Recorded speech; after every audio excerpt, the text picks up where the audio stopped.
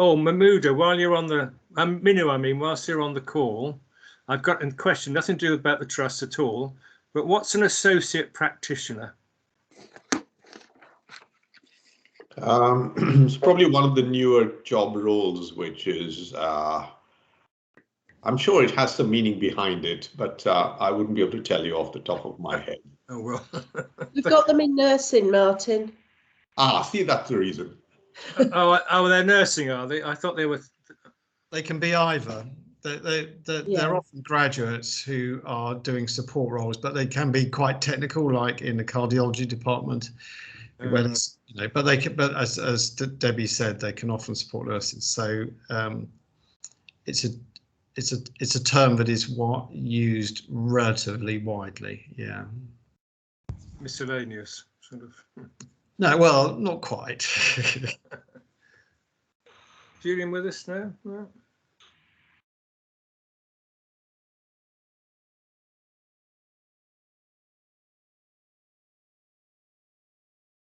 I'm going to wait until Julian joins. So we're recording at the moment, Julie, are we? Yes, we are.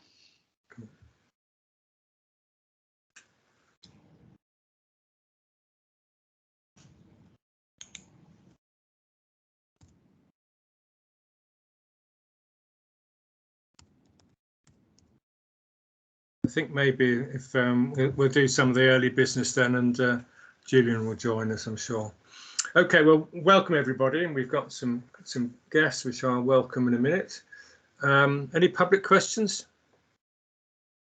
No, we didn't get any questions. Okay, apologies. No apologies reported. Okay, declarations of any other business or declarations of interest? Okay, minutes of the meeting held on the 13th of July. Any corrections, please?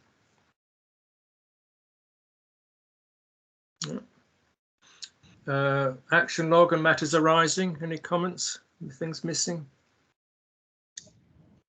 Yeah. Okay. In which case we'll move on from A to item 6 and invite Debbie to lead, and also to welcome Nerissa, Kieran, Temba, Lucy, Titch and Ruben, who I think are going to speak to us. So Debbie, over to you. Yeah, morning everybody. As CRHT have kindly agreed to come and do 2 patient stories today over the next 10 to 15 minutes. One focusing on where CRHT have kept someone out of hospital, and one where they have been instrumental in getting someone into hospital when they needed to be. Thought it would be good to see both sides of the coin. So yes, a number of staff have willingly agreed, I hope willingly agreed, to come along and talk to you over the next 10 to 15 minutes. And then I know we'll be really happy to take any questions around CRHT that you have. So on that note, I am going to hand over to Ruben, I believe. Yeah, thanks, Debbie. So I'll just share my slides.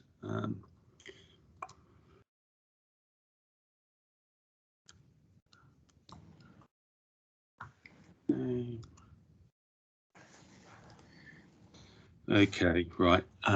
Yeah, hopefully you can all see those. Yep. Great. So yes, so good morning everybody, and thanks Debbie and the board for the invitation. As Debbie mentioned, we're going to talk about a couple of cases. So my name's Ruben Pearce. I'm nurse consultant for the Crisis and Home Treatment Services, and I'm joined by my colleagues Nerissa, Kieran, Lucy, Temba and Titch, and I'll introduce their role as they speak. Next slide. Just very briefly, we're going to, as Debbie said, we're going to talk about a couple of cases, one which resulted in some crisis intervention due to escalating risk and resulted in admission to hospital because the risks were so high. And the second would demonstrate how we prevented hospital admission and supported somebody at home. We've used some pseudonyms just to protect confidentiality. Very briefly, the service, I'm sure you all are aware, we operate 24/7, 365 days a year, and we function as a gatekeeper to the hospital and provide alternative to admission for people who are experiencing acute mental illness and distress. We offer assessment, triage, and short-term follow-up up to typically around six weeks. And we also help support timely discharges, with that 72-hour follow-up, which is very, very risky period due to that step down from high level of support to potentially people being very isolated again. So the first case we're going to hear about is via a call that came in through our duty line. So I'm going to hand over to Narissa, who will tell us a bit about the duty line, and then Kieran will tell us about the case. Thanks, Narissa. Thank you, Ruben. Hi, everyone. My name's Narissa, and I work on the duty team as mental health practitioner. So on the duty team, we work with service users through the phone to de-escalate crisis and coach people that are in distress. So working on the duty team requires a different range of skills. So, for example, you need to be able to empathise, you need to be able to provide therapeutic listening, be able to cope with pressure and distressing situations, as well as communicating effectively. We also need to be familiar with different medications, a broad range of mental health disorders, as well as being able to review risk through the phone, which is really important as we can't see the service user in the moment. So I'm going to pass it over to Kieran, who will be discussing case 1. Hi, my name is Karen Peters. I'm a nurse for a crisis team and home treatment team, and sometimes I support with duty. So on the duty side of it, the age range we receive calls from are people between 18 and 75-year-olds. The majority of our calls come from 22 to 60-year-olds. Most of the issues that people call for are people who are feeling very suicidal, or people who are struggling with anxiety, depression, people with EUPD, as we have psychosis, people who struggle with substance misuse and domestic violence. We also have calls from family members and carers as well, who are struggling with patients at home and they need some kind of intervention and support from the team. We also have calls from other agencies who want to make referrals for patients who are struggling at home with suicidal intent to be in our service. So when we pick up the calls, we are ready for anything. So at that time, I received a call from this patient. It was not known to me, but later we discovered that she was a 27-year-old female. She is open to CMHT. She has a diagnosis of EUPD, ASD, and bipolar. She's struggling with emotional dysregulation. She had poor coping strategies. She has a history of self-harm, and she also struggles with communication due to her ASD. So when I pick up this call from the patient, she told me that she was hearing voices very loud and that she had not been receiving any support from any team and that she'd like to die and that she wanted to die. So I assured the patient and validated her feelings, and I informed her that if she was not known to any service, what I do is I'd open a referral for her under the crisis team and she could be seen by our psychiatrist, and if she was not on any medication or her medications were not working, then we would start her on medication, and then she'll receive also a period of support from the crisis team where we'd see her face to face, or we'd give her telephone support and just to monitor her through the period. But the patient said to me that she wasn't interested in any of this because no one had been helping her in the past and that it was not going to happen now. And so while we're still talking, I could hear trains coming. And so I asked her where she was, and she told me that she's standing on the train tracks and the train is coming and she will die. And I persuaded the patient to leave the tracks and that we're going to help her, but she just remained adamant. So at that time, I could hear the train coming very close. The train was coming closer, and the patient was just adamant and said she was not going to leave. And suddenly she dropped her phone. So at that point, I thought, and I could hear the train coming, and I thought, oh my word, this patient has been killed. And I thought, oh no, I've not been able to support her. And I just became very emotional because I thought, oh no, we've lost this patient and I've not been able to give her the proper support. But at that time, my team lead was beside me. And then later, I think it must have been more than 30 seconds, then the patient answered the phone again. And I said, where are you? And she told me that she was on top of the bridge. And then I just could not continue with the call anymore because I was just being too emotional. And I just felt like she's misled me and she's put me through a range of emotions. So I had to pass over the call to my colleague to continue while I went with the team lead for some reflection time. So Narissa, can you take over? Thank you, Kieran. So I had taken over the phone from Kieran, and at that point the patient expressed to me that she was making her way onto the train tracks as she couldn't deal with the voices in her head any longer. So I tried to empathise with her and reassure her as much as I could, just to let her know that we'll get her all the support that she needs.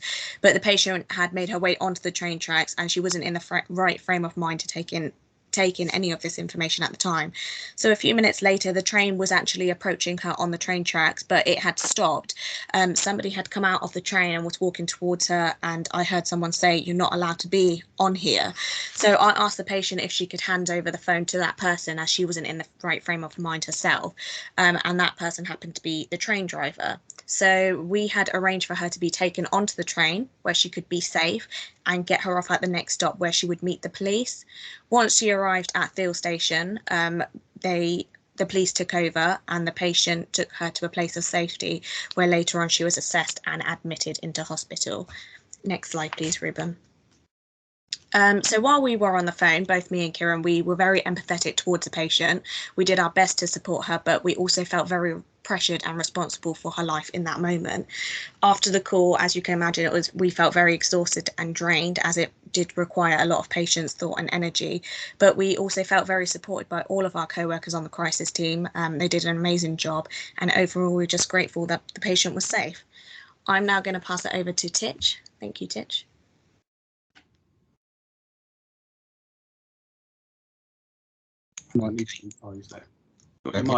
Yeah. Thank you so much, Nerissa. Very good morning to you all. And my name is Tish. I'm a clinical nurse specialist in CITT West. So this case and the case coming, they demonstrate they capture the culture that we have in the CITT.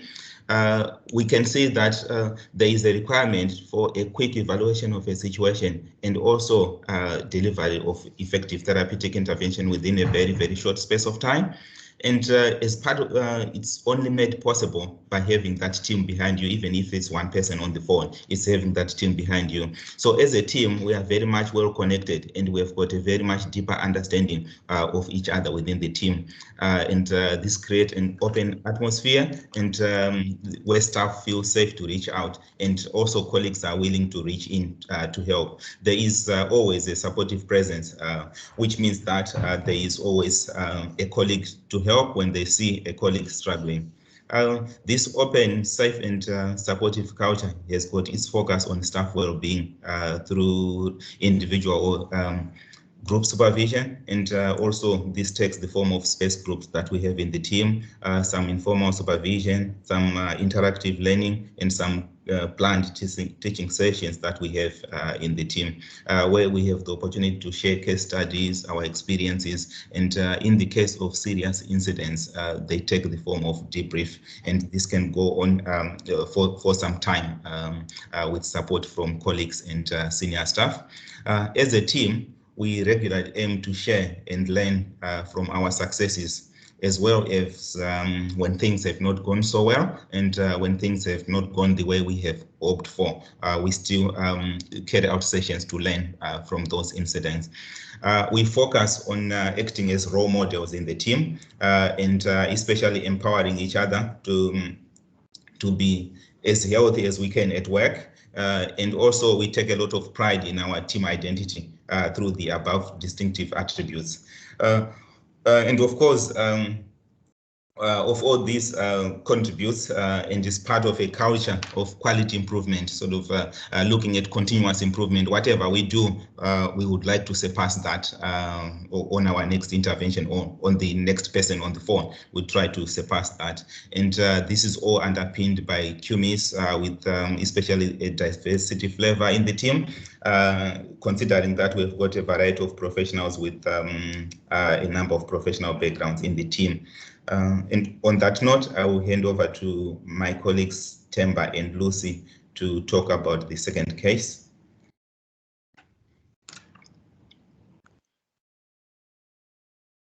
Thank you, Teach. My name is Temba. I'm the team lead for crisis team in Newbury. I'm now gonna discuss a case where we supported a patient who was referred to us after she presented to PMS. She was very distressed and confused when she presented to A&E, and also she was severely depressed with some psychotic features. So she had also cut her wrist, with suicide intent. These were superficial cuts. When she was in A&E, she was referred for mental health act assessment, and she was not detained. So they said, she wasn't suffering with a psychotic illness, but she was stressed and having anxiety as well. So she was referred to us. We saw her the first day when she came out of hospital. She identified past traumatic experiences, including using the leg of a 2-year-old she babysat at the age of 13 to masturbate. So she was exposed to multiple sexual activities in her childhood, and she had also witnessed domestic violence from mother's multiple partners as a child. She was also sexually assaulted at the age of 5 years by being made to masturbate a man. For the first months of COVID-19, she was obsessed about death, and he was repeatedly taking temperatures of her family members. The trigger to all this episode was she had started a session with a private counselor, and she had disclosed these incidents. And also her daughter was turning 13 at that time. So after receiving contact from a family member of the boy who was involved in the babysitting incident, she feared that she would be reported to police and she would be arrested, then her life would be ruined and she would lose her job as well. So she became obsessed about this with evidence of catastrophic thinking. She also showed several physical sensations in relation to her anxiety. I'll now hand over to my colleague Lucy Saunders to explain about the support we offer there. Thank you. Thank you, Temba. So my name's Lucy Saunders. I'm the assistant psychologist for the crisis team in Newbury. So we initially supported this patient with 4 weeks of intensive input, lots of home visits, psychoeducation, emotional support around the risk and safety planning. Her husband, who had also taken some time off work to support her during this kind of acute crisis, we made sure that he was involved throughout her care with our team. She had a medical review and she was started on olanzapine, venlafaxine, and given a short course of lorazepam.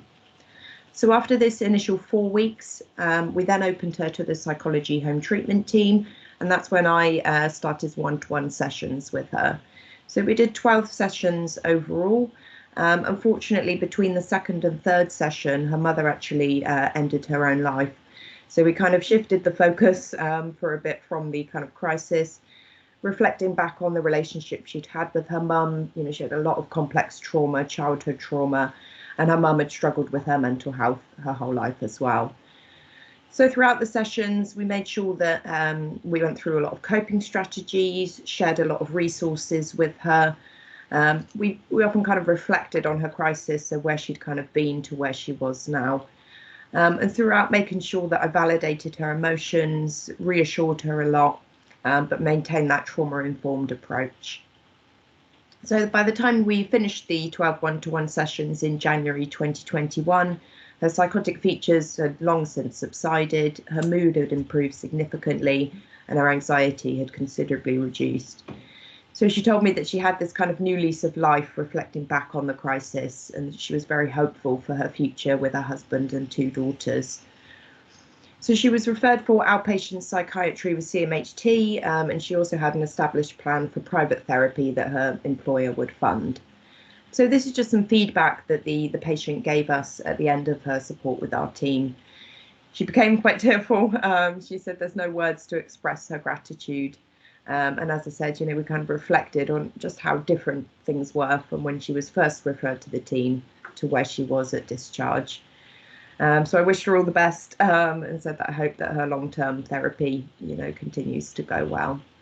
So just hand back over to Ruben. Lucy, thanks, Temba. So we've got some other examples here just on the slides, which I won't sort of read through, but they're on the copies if you want to sort of have a look in your own time of, and they're examples of sort of positive feedback from patients and carers, and that's across the West and the East teams. And I suppose I'd just like to highlight how a team is taking calls and dealing with these types of situations day in, day out, one after the other. And I suppose the thing that can be really rewarding about crisis work is you do see people get better and move on and stuff. But also it can be very exhausting and frustrating. It can really get under your skin. And so that supportive, caring culture in the team has been vital, really. That understanding of each other's personalities, what might be happening for each other at any one moment, awareness of our movements over a shift, so we can step in for each other as required, and also that learning, development, and sort of being the best of ourselves, so we can be the best for the people that we serve. I think that's it from us. So any sort of questions you'd like to ask us, I'll just stop sharing. There we go. Ruben, we've got some questions, but can I just say I thought it was a most powerful presentation, and I'm delighted to hear the good team support, because the well-being must be a real issue when you're dealing with such difficult cases, particularly I think in the first one when it's a remote, as it were, case on the end of a phone or something. It's even more difficult, I expect, to make sure you felt you've done the right job. So thank you very much for that. I'm going to let my colleagues come in, and I've got some more things in a minute. But Chris. Thanks, Martin. And yes, I mean, that's hard to hear some of that, and reassuring at the same time. I've done 2 visits in my time as a NED to CRHTT, both in the East, and I guess I came away from both with a feeling that, in addition to it being a clinically very sound and valuable service, from time to time it was acting as a significant buffer between the fixed bed capacity that we had in the short run and the demand that we had, and it really felt important to me. Both times I came away with the same feeling. I was there. I saw the impact of we just had a tragic suicide of a patient that we were managing within the CRHTT when I was there, and I saw firsthand how the team was supporting each other. The thing that struck me both times was that, given in the short run CRHTT has also got a fixed capacity, the thing that it was constantly being frustrated by was the ability to, if you like, discharge patients from its service with a safe landing to others when CRHT was no longer the most appropriate place for that patient, whether that be to CMHT, whether that be to GP or to whoever. It did feel that CRHTT were in the danger of becoming the meat in the sandwich, i.e., you were having to deal with certain cases because if you didn't deal with them, what would happen to that patient on that particular day? But on the other hand, you just could not clear the backlog, or rather clear the people who were through the system, as far as you were concerned, out to others, unless they put their hand up and said, we're prepared to take that patient. And it did feel to me that CRHTT were in need of some support in order to make that process of discharge through the services more streamlined. I don't know if that's fair comment. It was just how I saw it on the days. Yes, thanks, Chris. And I think there can sometimes be a sense in the team that, the sort of buck stops, as you say, the meat in the sandwich, with sort of holding a lot for different services and so on. I think Titch has done quite a lot of work around sort of interface with the hospital. Titch, I don't know if you want to talk a little bit about how we've got David now working with the ward and so on. Yeah, thank you, Ruben. I think we have done quite a lot of work with both the up and down, basically, with the inpatient services and with our community colleagues as well.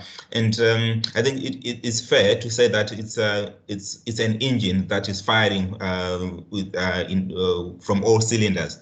Because at spoke level, we have got our team leads who are working in different spokes with the community mental health teams to look at management of acute patients patients within CMHT, offering that expert advice and expert support to the clinicians themselves rather than directly to patients. And also directly working with third sector organizations like the non-statutory organizations like the Drug and Alcohol Service, offering that expert support and expert advice through their own staff. And on the inpatient as well, directly working, we've got a clinician who is dedicated to support inpatient services in terms of decision making and evaluation of risk and treatment plans at that level, and liaising directly with the whole of CRHTT, including the whole sort of clinical team with the medical staff as well. So there is work going on, not just within crisis team, but working across boundaries. As well, working across our own boundaries, and the focus being patient care and safety, and is with Lucy at the helm of it, as well as steering the QMIS aspect of it. Thank you. Thank you very much, Chris. Mark. Yeah, first of all, Ruben and the team, thanks ever so much for the presentation this morning. One of you mentioned being taken on a roller coaster of emotions during your call. I think you took us on your presentation this morning on a similar roller coaster ride, and I really appreciate you bringing it to life in terms of the work that you undertake. The concern from myself is that the support that you're able to give each other in terms of handling these calls is that much better when you're working together as a team. How has remote working impacted on you as a team where you're not able to walk across the office to support another member, or you can't, Titch mentioned seeing other people struggling, and you can do that if you're sat in an office, but remote working must have an impact, and I'm interested in terms of how do you maintain that team support for you? Okay, thanks, Mark. So the duty line itself over the pandemic is we've maintained. It's been carried on in the office space, albeit with reduced numbers of people from the home treatment team and stuff in the office. So we've maintained some leadership around the place, and Nikki and her team have remained on the phone. So in terms of that, really being caught on the hop with a phone call coming in, that support has remained throughout. In terms of that support, in terms of people remote working, we've through the pandemic we had daily sort of status exchanges at the beginning of the day and the end of the day, in order to check in with each other and so on. We made use of the space group for that sort of moral support and so on once a week, and we did that on Teams. And in fact, that sort of enabled people from the spokes and things to, we often ended up with higher numbers in the space group, actually. I think probably because people wanted to connect after being isolated. I don't know if you guys, working day to day, is there anything you'd like to add to that about how it felt? Yeah, I just want to add that, during COVID, all managers were around anyway. They were available to be contacted. So in terms of Teach, Ruben, Darren, if we had any problems, if we wanted to discuss something, they were there to answer any questions. And we had a lot of supervisions and the handovers as well. I think we had about 2-3 handovers throughout the day. So I think that really helped us. Thank you very much. Aileen. Yeah, hi everyone. I just want to say I was blown away with hearing your stories. I just think it's amazing what you do. So just thank you. Mark already made the point I was going to make about what it was like kind of remote working, and you've covered that. But what's your staff turnover like, given the pressures and the emotions that they must go through every day? How do you keep a team? How do you keep the team around you and not lose them to other lower pressured roles? Okay, shall I start? And anybody, rest of you, do you want to chip in if you? Yeah.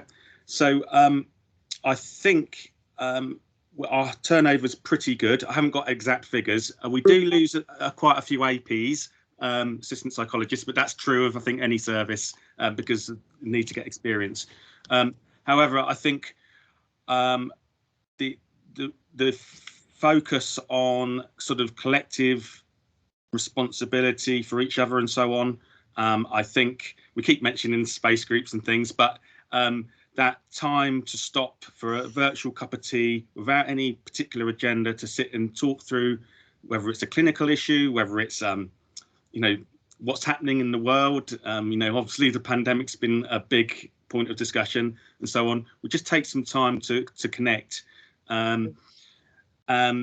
So I think it is about a culture of support and well-being is absolutely at the centre, because it's that recognition that if we're unable to be kind to ourselves and each other and role model you know, those sort of boundaries around psychological safety and emotional well-being, therefore we're unable to help the people that we support. So I don't know if anybody else wants to add anything to that.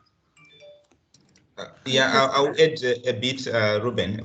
So in terms of staff turnover, I think it's better to describe it as development, because a lot of staff leave our service due to development, and in a way they would have developed while under our service, and then they move on to other posts that may not be available within the team.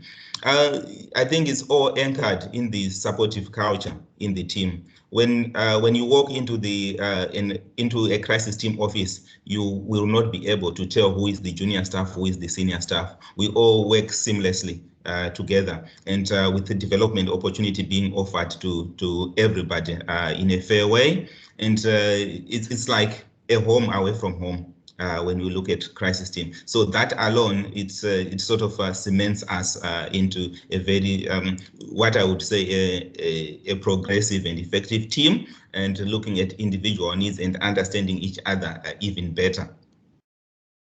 Thank you very much, Naomi.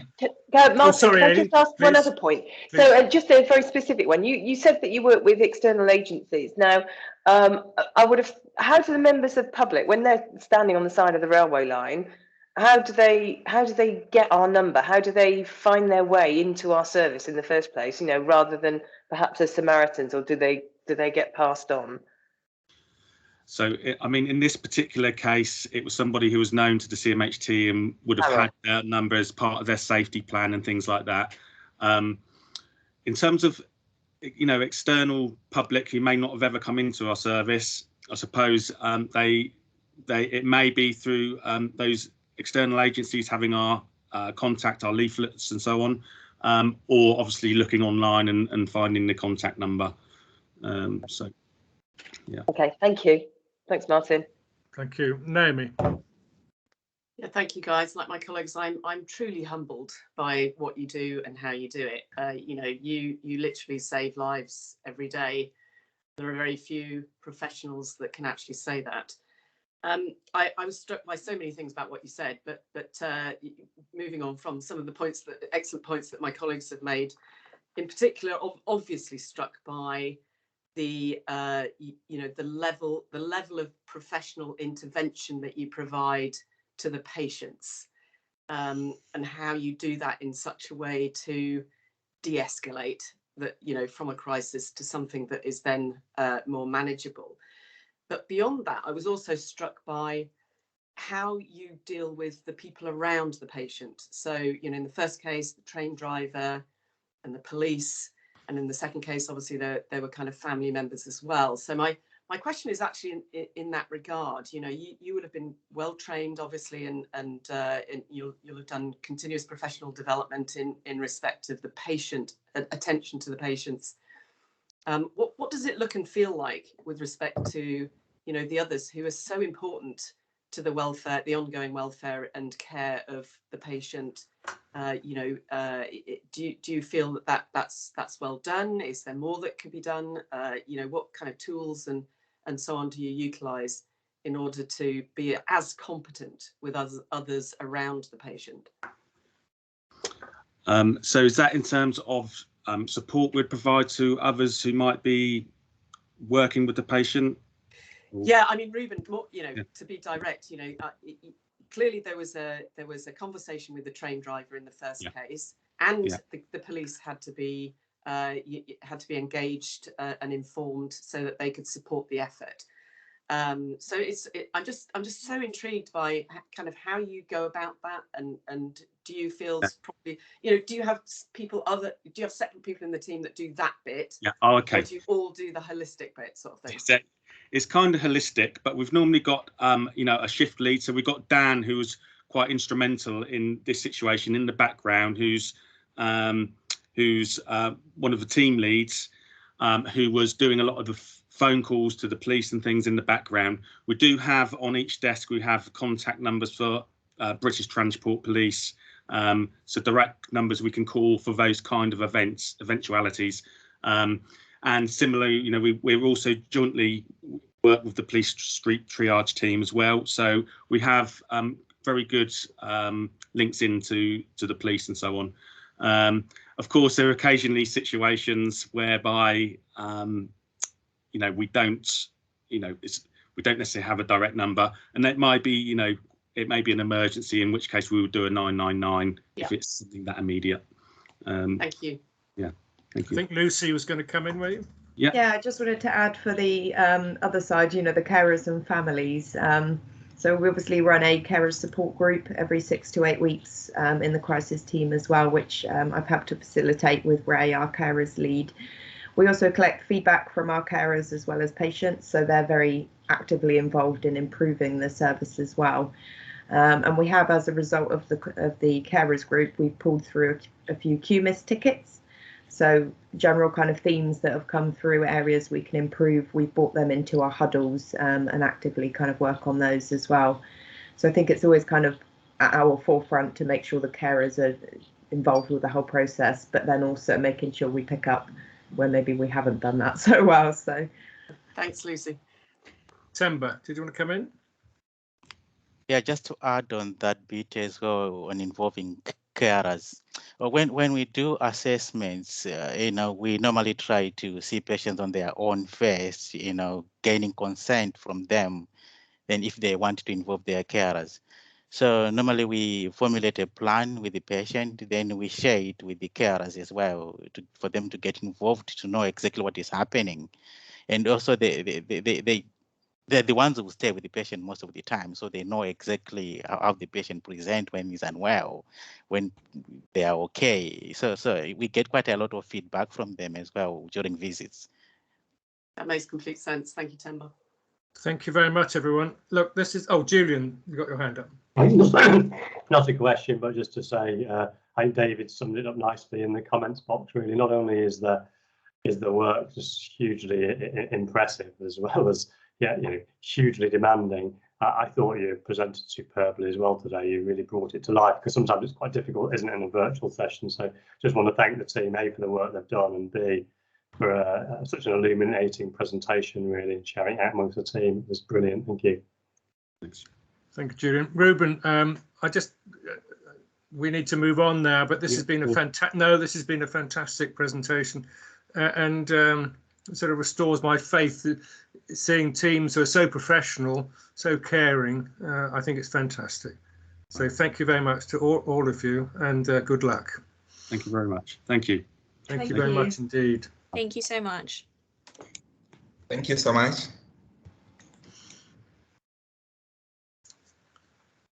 Well, I think that was a fantastic presentation, really quite moving. So a great job.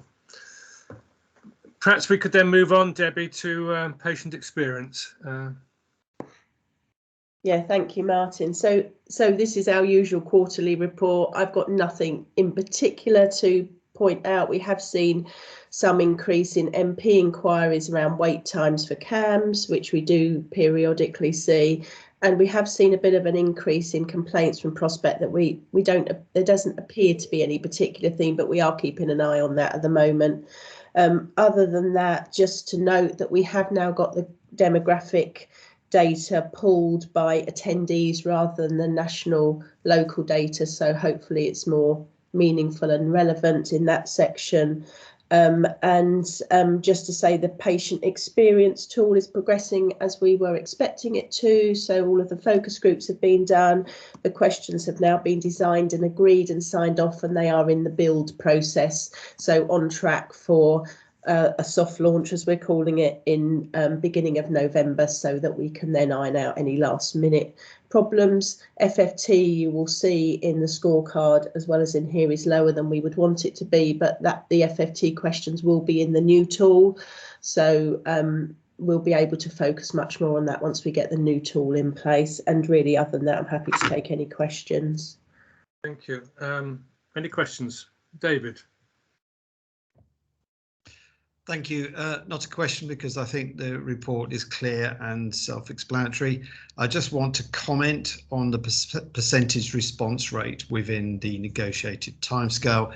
Obviously, that's something we would want to achieve at 100%, and we generally do. All I'm saying here is well done, because that is not the case with many other parts of the NHS.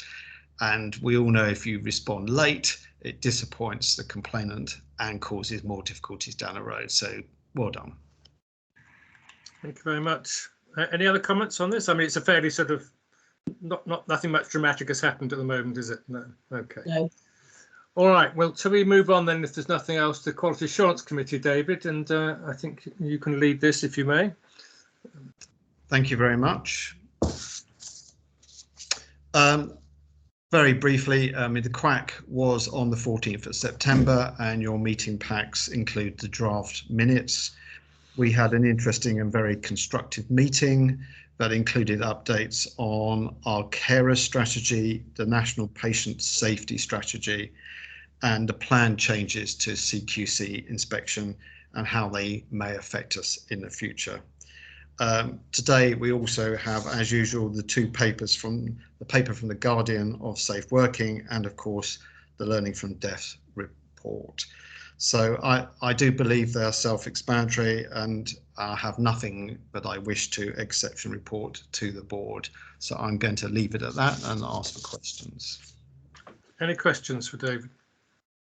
It's good to see the Guardian Safe Working seems to be very benign, doesn't it? There seems to be no great problems.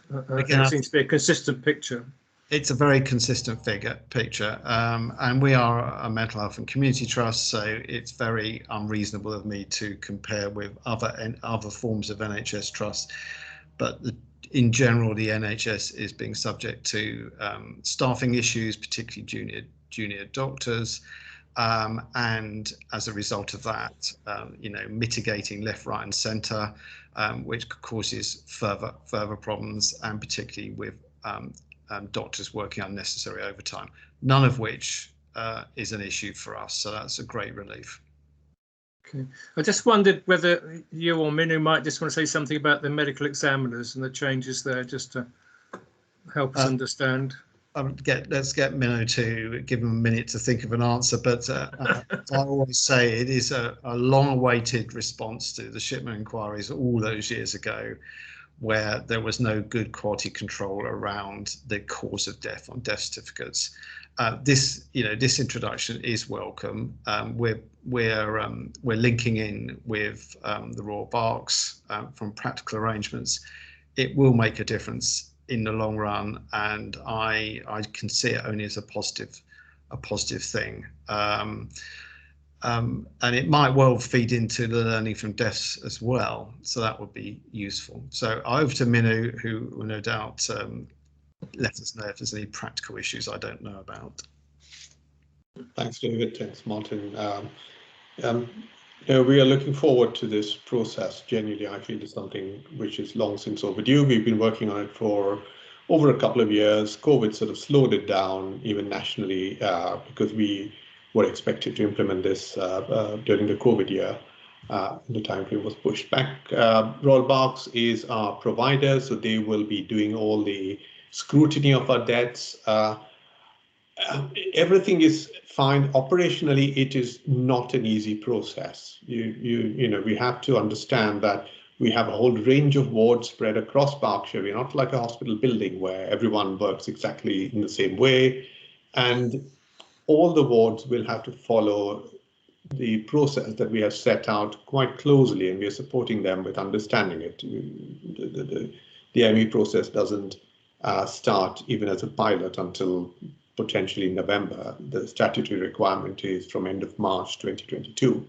But the risk is that any delays in the to and fro between the Royal Berks ME office and our wards and our doctors could result in simply delays and unhappiness for the bereaved families. And the whole idea is that we just speed it up as much as possible, follow the process, and make it as easy as possible for the families. Okay, thank you for that. Okay, thank you, David. I think we note the two reports, and thank you for your committee's efforts. Can we move on to item 7 then, the executive report? Julian likes to take questions. Any questions on the report? Debbie, about vaccinations, are you sort of confident we're going to, in terms of flu plus all the rest, that it's going to be manageable? We've got good plans in place, Martin. We're still waiting for the final, what's exactly happening at the moment. So until we get the final, you know, about the booster, but we are planning as though we will be delivering it. So yes, we have plans in place. Okay. Could you just remind the board, in terms of the COVID vaccinations, those small number of staff who are reluctant, what we're doing to try and help them make the right decision, as it were? So we're continuing to provide information from those staff. Minu and I wrote out to all of the staff, actually from the care home perspective, because obviously staff going into care homes, which is quite an impact for us, need to be doubly vaccinated by the 11th of November. So we wrote out to them, we've provided them with where they can gain information, where they can receive their jab. We have information on our Nexus platform in relation to many different things, including things like the Royal College of Obs and Gynae and the information on that for pregnant and new mothers. And are just continuing to have those conversations as part of wellbeing conversations, really, Martin. Okay, all right. Any other questions? Naomi? Yeah, just on that, Debbie, do we, I know our approach here is to first and foremost support those staff who might be anxious about having the COVID vaccine, and then the next step is to sort of say, okay, well, you know, in the event that you can't be persuaded, we're going to support you to redeploy you somewhere within the trust. And so on and so forth. So are we anticipating any that might need support to be redeployed? From the care homes perspective, we have got, as we speak today, 13 staff who we will not be able to accommodate.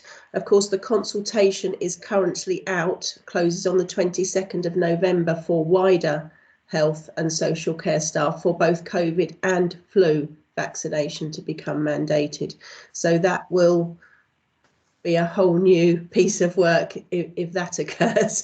But at the moment, we have around 57 people from our cohort of just over 1,000 staff that were impacted from the care homes who are choosing at this moment not to be vaccinated, and conversations are happening again with those staff this week, and of those 13 we know will need to be redeployed. Thank you.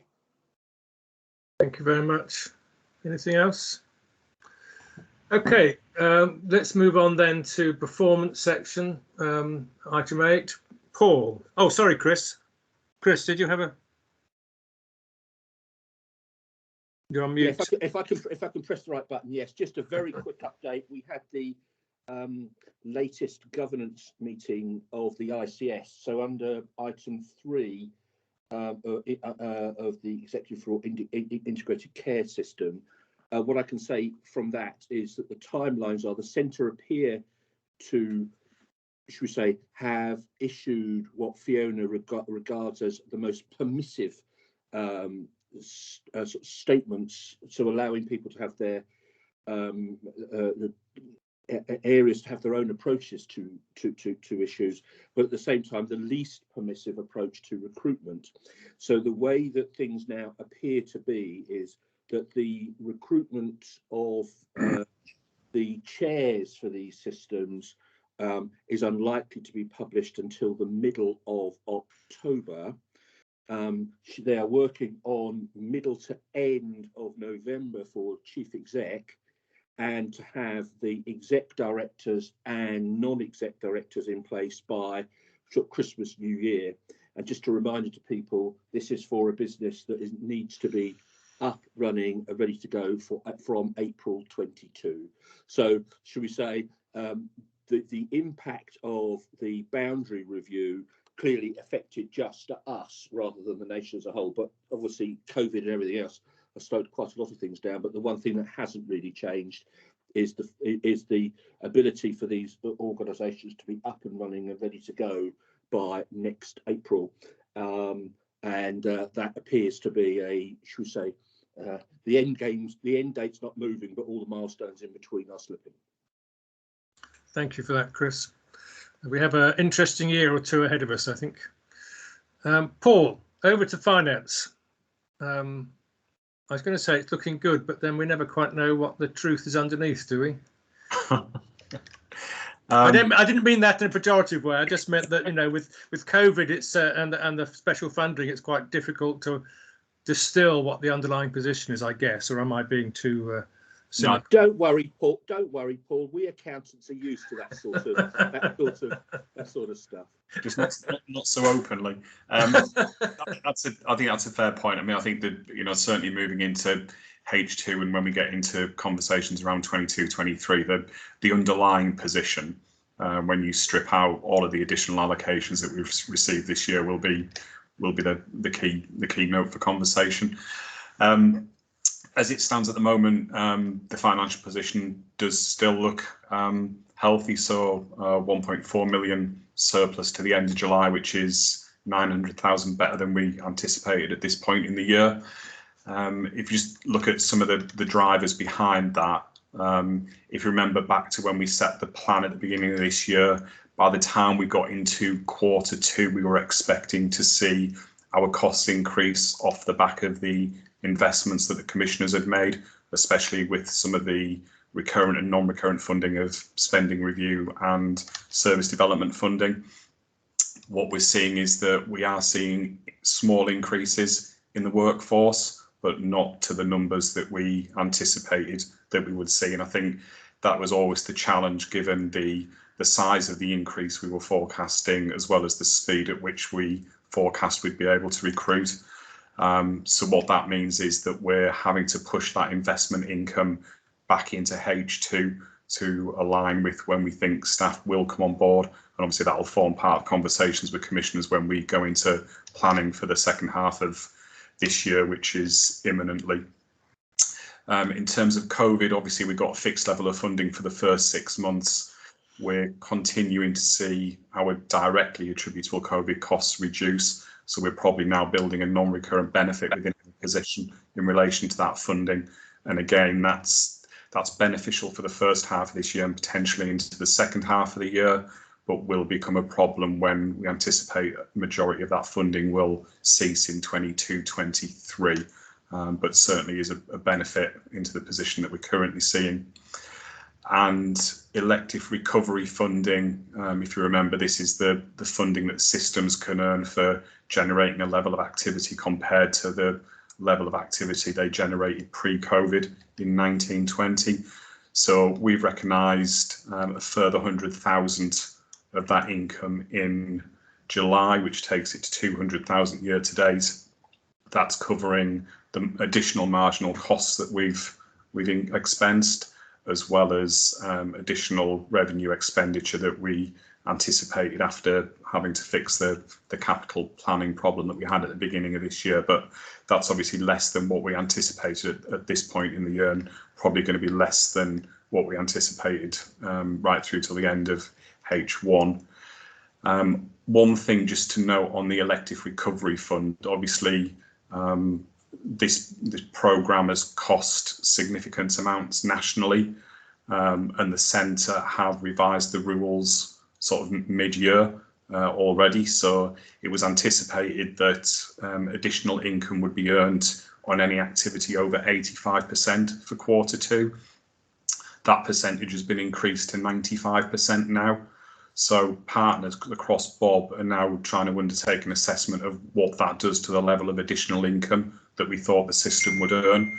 And obviously the risk is that as a system, we made commitments that that income would fund capital expenditure that was moved into revenue. So there is a risk that if that income isn't earned, organisations may be left to saddle that pressure into H2. So that work's ongoing at the moment. So overall, if we look at a combination of all of those factors, we've recognised 1.7 million less income year to date than we anticipated. The slower forecast pay growth and reducing COVID costs mean that our pay costs are 1.9 below where we expected them to be. And similarly, lower non-pay COVID costs and investment costs have taken non-pay to 600,000 less than where we expected them to be. So we're probably going to finish H1 with a surplus of 0.9, which will be better than what we anticipated. From a cash perspective and working capital perspective, we've got no issues. We're holding just shy of 44 million cash at the moment. And capital is behind plan, but looking at the numbers that have just come through for month 5, it looks like that slippage is reducing. So we're starting to get some traction on expenditure for capital. So pause there and take questions, Martin. Can I just ask my one question, which I always sort of ask about workforce? Yeah. We had an ambition to recruit quite a lot more nurses and other clinical staff, which these graphs on page 120 showing the difficulty of us achieving that. And I suppose if you take a very simplistic lay view, you might say if we could just solve that staffing problem, all the other problems we have sort of disappear by comparison. Do we have any realization of, well, not realization, any judgment about when we might, if at all, over the next year or two, achieve these workforce? I don't know if I should be asking you this, Paul, or whether it's Julian, but there seems to be, this big lag, a big ambition and a big lag, and it's not a criticism, it's a reality that we're in. But if we keep just planning on that, we might run into trouble because we're assuming we're going to recruit them or not. Sorry, it's a rather waffly question, Paul, but it's, I think Martin, Julian's going to answer the question. I think there is a risk that we will continue to struggle to fill all those vacancies in the next year or so. I would have thought the workforce planning work, I mean, Jane's put a hand up too, but workforce planning work obviously is looking at what we need to do. But there has been an explosion, particularly in mental health, not just in our own sector, but GPs now are employing additional roles. So it's called ours, Additional Roles Reimbursement Scheme, where they can employ up to one whole-time equivalent mental health practitioner per primary care network, and most of them are doing that. And primary care hadn't itself planned doing workforce planning, if you like, separately from anybody else around those kind of roles. So they're experienced roles, and they're likely to come from mental health trusts. And in addition to that, we've got others, and you know the situation with the training. So I suppose our approach will be to plan as well as we can, to retain as well as we can, and sort of mitigate it. But if I was to be pushed hard on it, I would have thought we were still going to see some vacancies in the next year or two, which was your question. Maybe Jane's got the answer though. Could I just invite Jane? Could I just invite Chris and then come back to you? Chris. Oh, okay. I thought you were going to take Jane first. Yeah, I was just going to sort of reiterate again, coming out of yesterday's session, the view on second half money. I think the way that Rob put it to us yesterday, Rob, who's the sort of finance director for the system in inverted commas, he said the system would be fine in inverted commas. He too was worried about the 95% rule. He felt that whilst it was Treasury's minimum requirement that the number be set at 95%, he wondered whether actually that would restrict, whilst there's in effect a new £1 billion for the second half of the year, because effectively they've doubled up on the commitment. He wondered whether anybody would actually be able to qualify for any of that. And I think there has been a bit of a a road to Damascus moment inside the organisation. They have now, for the first time, seemed to have understood that if you're a pass-through organisation like a CCG, you get given an allocation and then you pass it on to somebody else. That should say a little easier to handle in times like this. But if you're a provider organisation and a chunk of money may or may not be promised to you, and then you may or may not have set out plans to either hire staff or do stuff in recognition that that money may or may not come, it's a completely different risk to be able to manage. And I think it's useful that a commissioning organisation has got that into their heads. Thank you. Jane, the workforce question. Yeah, okay. I think it's a really good question, Martin. And I agree with Julian. We have got more vacancies than we are likely to be able to recruit to. So if I talk about the fact that we are about to, we are working at the moment on an overall review of the workforce and a workforce plan. We've got 4 pillars of recruitment, as I call it. You've got the 2 short-term ones, which are that we can go out into the marketplace to try and recruit, and that marketplace is almost dry now, and that's a conversation that we have across the Thames Valley. We have the highest vacancy rate probably in the country around Frimley. And we are struggling to find staff. The staff we find, we're generally taking from other trusts, and then they're taking our staff as well. So it's a circular movement. It's not actually that we're increasing numbers with that. We are now out, as you know, to recruit international nurses to boost our nursing staffing, and we have so far identified 13 nurses. 2 have already pulled out of the process, about 11 are still going through that process with us. But again, a relatively competitive market, so we're out there competing against private sector organisations and other NHS trusts, but we are trialling that and hoping we'll have a few international nurses to land before the end of the year. We then have the longer term piece, which is student placements and apprenticeships. We have now got more students going in to nursing and to AHP degrees, and we have agreed to take a higher number of students and student placements. We have found placements for all those greater numbers for this tranche. We will continue to try and make sure that we are fulfilling our duties in taking as many as we can within the organisation, and we continue to work with the ops teams who've been amazing in trying to create new placements. The one that we haven't explored as much as we want to, because this is an expensive option, is the apprenticeships. And there's a conversation that we're having around whether we want to invest more in apprenticeships. For a number of reasons, apprenticeships are expensive for us to do. But that's the other area that we're looking at. But those both student placements and the apprenticeships are really a 3 to 4 year solution. They're not a short-term solution. Okay. Well, more power to your elbow, Jane. I think it's. I just hear every day, you know, we're going to have 50,000 more nurses and whatever it is, and we're struggling to recruit the ones we've got now. So I think it just seems there isn't an easy solution to this. But there is a shortfall, Martin. We have the reality is that as a country, we've underinvested in both medical to some degree and nursing staff, and I think the government became over-reliant on the EU staff that were coming in, which was a cheaper option than training our own sometimes, and an easier option. And we've unfortunately, now that we've had Brexit, and that source has dried up largely. We still get the odd EU student, but nowhere near the numbers, or nurses, I should say, but nowhere near the numbers that we used to get. Okay, thank you. Chris, did you have your hand up? So... No. No, not again. No, sorry. Okay, sorry. I was just tardy. Okay.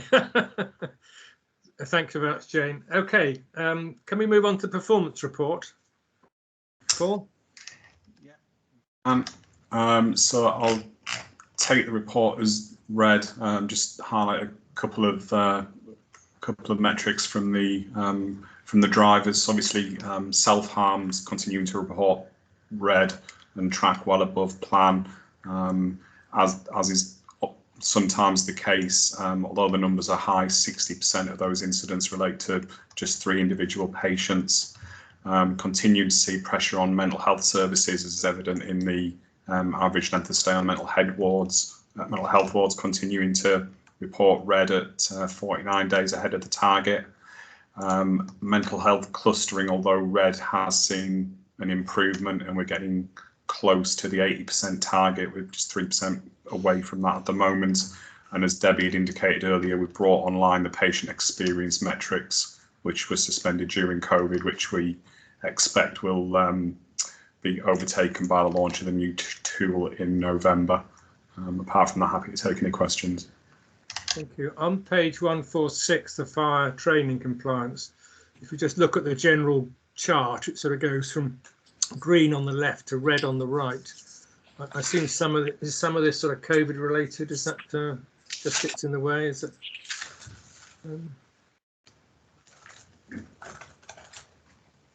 Page 146.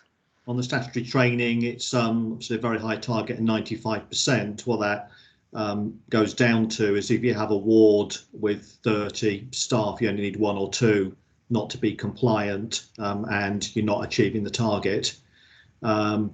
We have had some issues with training, not on wards, but elsewhere, which we resolved just on recording of training on the system. And also we've discovered that people on long-term sick, of which we've got 148 at the moment, are included in those numbers. So they're appearing worse than is reality. But we've got a team working on it, doing a deep dive, and we've got a number of actions in train. And we're reviewing whether we need to have a 95% target for non-ward areas. And it's likely we'll be recommending that we move that to 90% at our QUEG meeting next week, which brings us in line with other trusts. Okay, thank you, David, for that. Mark Day. Yeah, Martin, I was just going to raise exactly the same point, and I don't mean to labour it, but with Daisy down below 75% and Snowdrop Ward at only 75, at a time when an inquest we were advised is just opening in terms of the fire a few years ago, I really felt that it would be remiss of us not to, again, put focus on this, that I appreciate all of the comments you just made, David, but there's still some way to go even with those inpatient wards to get them up to 90 or 95%. Okay. Mark, thank you for that. Anything else? No, thank you. Very clear report as always. I think, Naomi, it's your committee, Finance Investment Performance Committee. Anything you wish to raise? Thank you, Martin, and much of what was covered in our August meeting has already been touched on, so I'll just kind of hit the high spots. Just in terms of the FIP terms of reference, you'll have seen that there has been a minor amendment. It now reflects that the oversight of the committee will include the whole people strategy. Previously, the wording had just referred to recruitment and retention, so that's just an acknowledgement of what we're doing. In terms of the financials, we've covered off really, I think, in Paul's session much of what's happening in the first half and how we anticipate the first half completing. We did dwell on the forecast for the second half, and really in broad terms, what we anticipate for the second half of this year is kind of more of the same, but with some of the additional funding around COVID and the elective recovery funding reducing in anticipation of that disappearing altogether as we move into the next financial year. And at the same time, and Paul, you might have an update on this, that there is likely to be some kind of efficiency requirement as we move into the second half, which of course would reduce our level of income somewhat.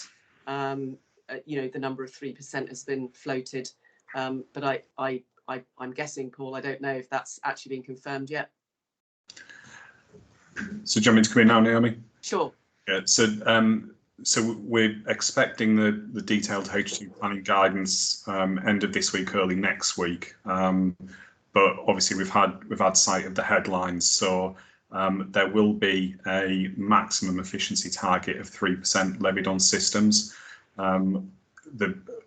What we believe now is that will be a combination of various reductions. So there will be a small reduction to the amount of COVID funding that's available to systems. there will be a generic 0.82% efficiency target levied, and then there'll be a third element to that efficiency, which is dependent on how far away systems were from their original financial trajectory pre-COVID. Yeah.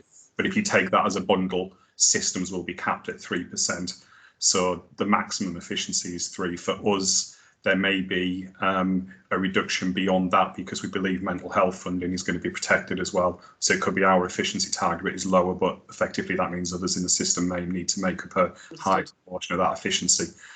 So it's a reasonable settlement for the second half of the year, and not too dissimilar to what probably we presented to FIP. Thank you.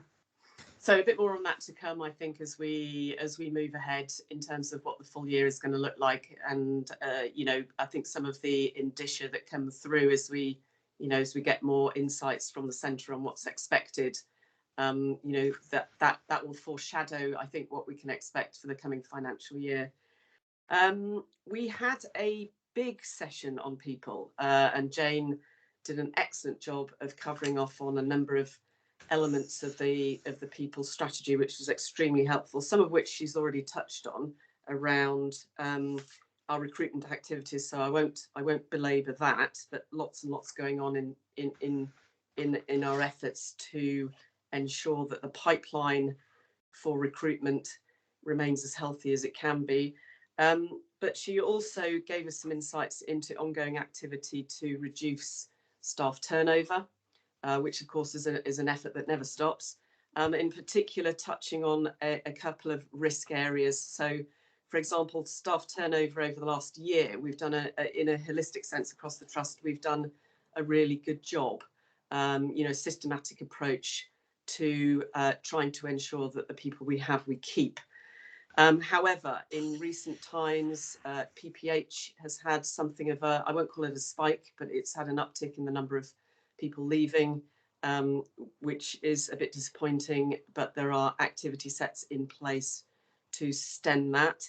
And in addition, you know, we as you know, we've had a heavy focus on trying to retain our new people that, you know, we have a leakage of individuals in that first 12-month period. And again, we've seen an uptick in the number of leavers who leave us within that 12 months. And efforts are being made to ensure that our probation period support is as robust as it can be. So it's a sort of refocus of our current systematic approach to ensure that that's as robust as it can be. Beyond that, on the people agenda, we also spent some time looking at the updates on activity to the Wellbeing Guardian, and we'll have a discussion about that a bit later on our agenda today. So I won't go into too much detail other than to say that we're off the first rung of the ladder. You know, we're at the races, as it were. This is all about our efforts to acknowledge that coming out of COVID, stress levels are ostensibly high, and that we need to focus on our staff to ensure that they have a method through which they can be supported to ensure that they can keep going. And in addition to that, we spent some time looking at the ED&I strategy, and as you know, the two strands of that are around ED&I as it relates to our staff, and indeed as it relates to our patients. So without going into too much detail, you know, for example, across our staff, a lot of activity focused on reducing bullying and harassment, our disciplinary and grievances approach, and indeed enhancing our systems to encourage our BAME community around career progression. So that's on the staffing side. And by way of example, in regard to the patient priorities, as a reminder, we're aiming for a gold standard as it relates to the Stonewall framework, and I believe that submission of our report is this month. So that's just hitting on examples of the activity sets around ED&I. I'm going to stop there and ask if you guys have any questions. Julian got his hand up. Yeah, just to pause for thought around the change to the terms of reference. I just wanted to check that we were all clear about the implication of that. So previously, I think, Martin, you've been really keen that the committee got under the skin of the recruitment and retention strategy a couple of years ago, because there was quite a lot of activity going on. And in terms of retention, we were at 16% and not making much progress. Obviously, things have changed a bit since then. So you were keen for this committee to kind of spend a bit more time than would be a board. We're now saying the committee will pick up the entire sort of people strategy, which includes ED&I work. So in future, are we saying that we wouldn't see the papers and the discussions we're having today because they'd be happening in a subcommittee? Otherwise, that's duplication. I just wanted to check. Are we? I think. Yeah, I think I would prefer, depending on colleagues' views, if the ED&I papers came to the board. I think that's a really important topic. In terms, of course, workforce is really important, but there are some procedural, I'm not quite sure what the word is, business type approaches to workforce that we do need to have checked in more detail. But the ED&I is sort of very much about the culture of the organisation, and I think that should come to the board. But I'm happy to take views of others.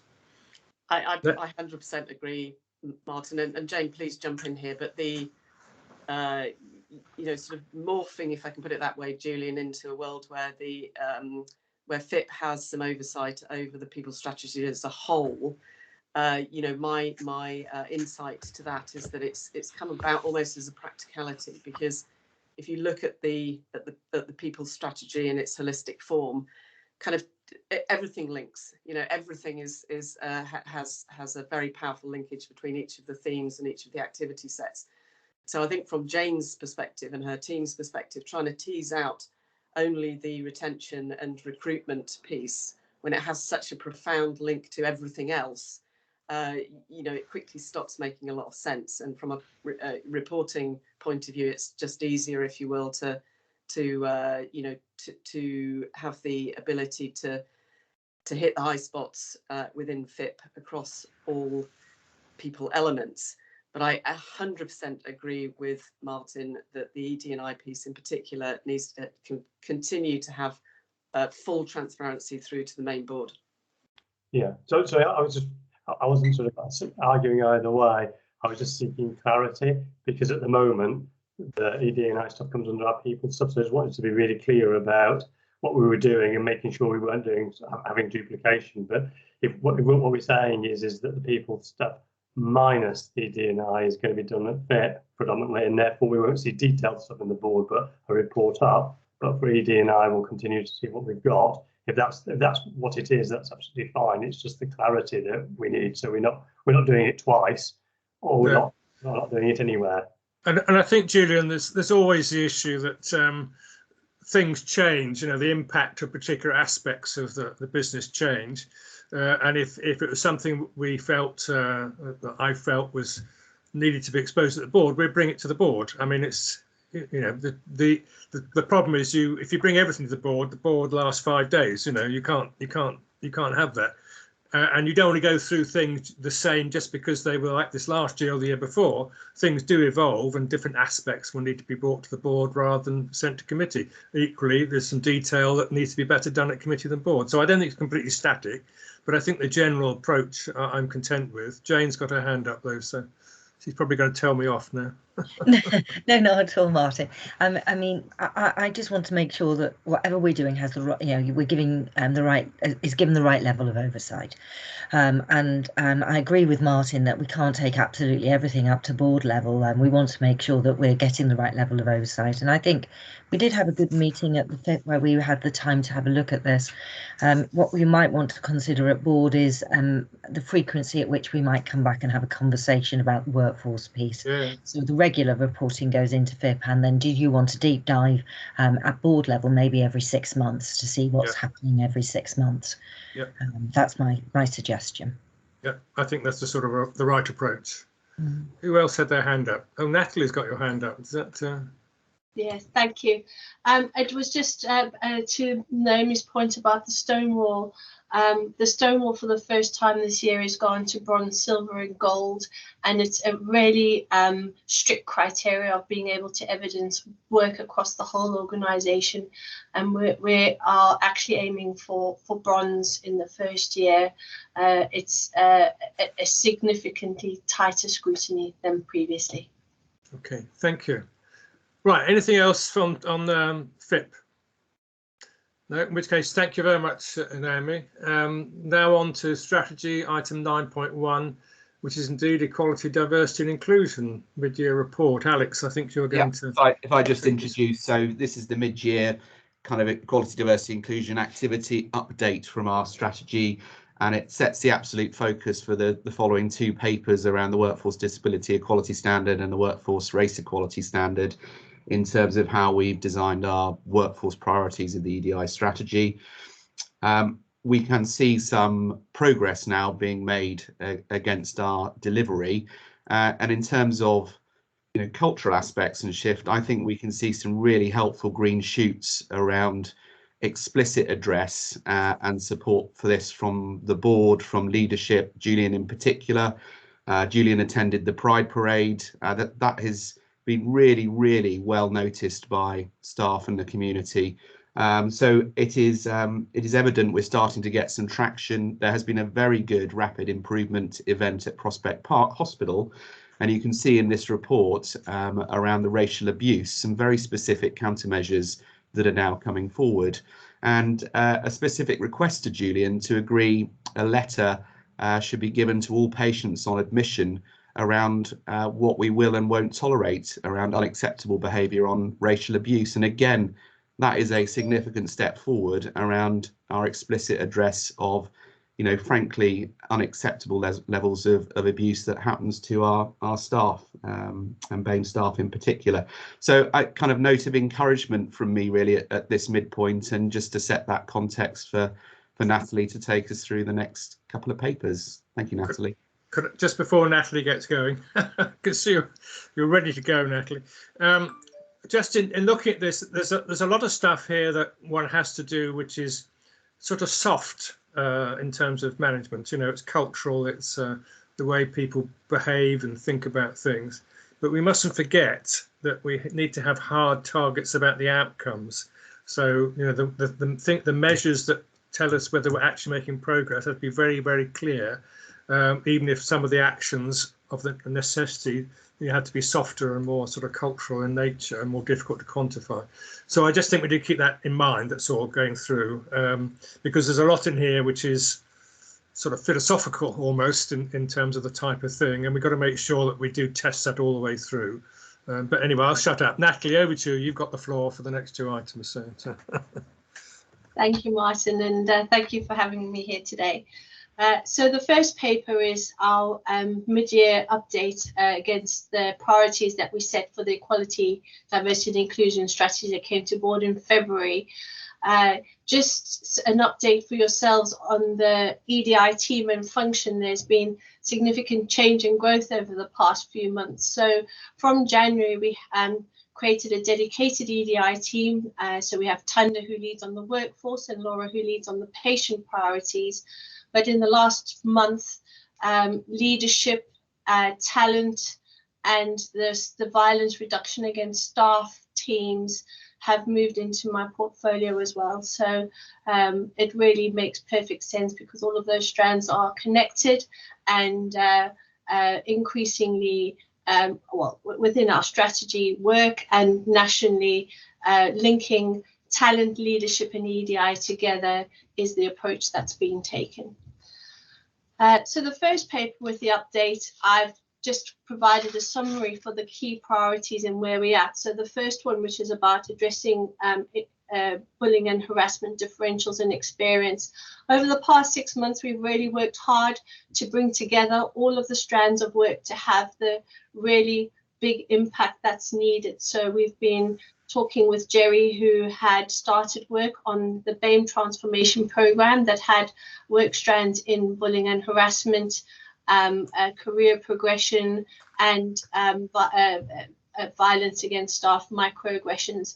And we've really focused all of our resources in supporting Prospect Park with this important piece of work. So as Alex said, they had a phenomenal event over 2 days at the end of June and beginning of July, and invited staff from all levels to come and share their experiences, and co-produced these priorities that they're taking forward as countermeasures across all of the wards in the hospital. So if anyone has a chance to go and have a look, they have all of this work up on a board in a patient, I think in reception, but also up in the main office. And they have done an incredible job about keeping the momentum going with this work. So they're having regular meetings and have progressed pretty much all of the work streams that they set out to do. The only one that they've now stopped working on was a work stream. A lot of staff had identified that it was really difficult using the DATEX forms to report these incidents. And they've just realized at this point in time, that's not, it's a much bigger piece of work. And they've parked that countermeasure for now. So what was listed as number 7, they've actually not progressing at this time in terms of their countermeasures. The disciplinary and grievances, Tracy's busy collating all of the data, and a report will be available soon, but she is saying that we've seen a significant reduction in the disciplinary and grievances through the just culture work. So the effects of that are actually quite phenomenal, and there's been a huge reduction at Prospect Park as well. So, you know, that's been talking with managers and supporting them to find different ways, not automatically suspending staff. I think that will continue to have a really good and big impact. The career progression we are still working on. Career progression and do you believe that you have equal opportunities for career progression is one of the questions in the National Staff Survey. And the difficulty is that it actually includes so many different things. It includes training, like clinical CPD type of training. It includes applying for jobs. It includes secondment opportunities. So we really need to understand from the workforce which one it is that they think is the priority for us to work on in the first instance. We have our suspicions, and I think looking at the data, it's really around secondment opportunities and development for staff to move into higher bands. But we should have the results of the survey in the next month to have a look at to see if it matches what we believe from the data. The career progression and talent management is a big piece of work that we will now be focusing on in the coming months. And in the report, you'll see I've referenced the 6 national key actions that have come down from NHS EI. And those came to us about 4 or 5 months ago now, and are a result of Simon Stevens' pledge to have 19% BAME workforce in all of the pay bands in the NHS by 2025.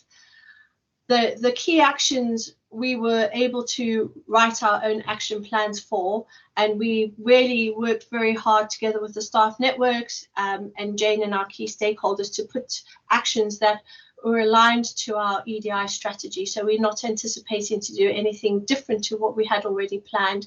And it's about looking at our processes, our recruitment processes, our secondment and talent management processes, to make sure that they are as inclusive as they can be. We know that there's lots of biases built into those processes at the moment, and we're focusing on processes to bring about the change in numbers, and absolutely recognizing what you say, Martin, because that data is what will show that we're making improvements, but that data will come through our workforce composition and our national staff survey results and our RES and our WDES data. So that's really the data that we'll look to for progress in these areas. Natalie, could I just ask a brief question on that point? It's on page 161. You talked about the national key actions. I think they're really sort of objectives rather than actions, aren't they? Because I think you just said that our action plans are actually going to deliver what they want nationally, so there's no conflict there. And then the next paragraph is about the South East EDI team establishing structures for the ICSs to deliver on the 6 actions. Is that something different, or is that another layer on top of what we're expecting to do? Well, it is another layer, Martin, but at the moment we are working very much independently as provider organisations. So I think that the national and regional team are anticipating that in next year, when the ICSs take over their responsibilities, they'll have some accountability for us delivering on these action plans. But these 6 national actions are expected to be in the RES action plan reports for all providers this year. Okay. So they have, all that they've done at the moment is they've collated all of our action plans and put it up into the regional and national teams as that, but they're all different. So they're not looking for any consistency across the ICSs, and obviously we have the complexity of having two. So we report this work through Bob, which is where all of our workforce reporting goes through, but link in with Frimley as well. May I just add, Martin, I think I'm really clear that we need to protect our capacity to deliver on the strategy we've agreed as a board, and we've got comfort and assurance that we're going to be addressing the outcomes that NHS-INE are looking for. But the layering is a bit of a concern, and as long as we have that space, Natalie, that's the area we've got to look at whilst assuring region we're on it. Yeah, I mean, there's a different thing, isn't it, between being able to assure your commissioners or your bosses, as it were, that you're doing the right thing, which is different from having a layer above you and another layer above that interfering in trying to tell you what to do. And I think we should be very confident to stand up and say, we'll deliver, test us on what we're delivering, but let us get on with it and not second guess. Chris has got his hand up. Yeah, just sort of an update from yesterday. We had a significant discussion on this yesterday in the Frimley ICS, and should we say, with the lament that so much guidance is coming down from the centre, they don't know what's really important, what's really, just for reading. They are clear that the stuff around EDI is national priority stuff. To the extent that they have now hired two people, one already in place, both people with national profile and significant experience. One is the current, if you like, CQC lead on the matter, and they are seeing it as an early priority to, should we say, galvanise the system to deliver. Now, I think, picking up from what Alex just said, I think, that kind of just reinforces the we've got to be able to pass muster internally, because they see it as I won't say, I'm struggling not to say performance management, but they see it as a performance management issue, that it's something that they are going to be performance managed on, and therefore are going to pressurise all parts of the system to be strong on. Thank you, Chris. I mean, we don't need to be pressurised. We know it's a priority. We're committed to this, so we're just going to get on and do it. Natalie, press on. I'm sorry I interrupted. No, absolutely good questions. And really where this conversation has come from is that you'll see when we get to our Res and WDES reports, we're not alone in, not making any significant progress over the years of reporting. Very little has been embedded.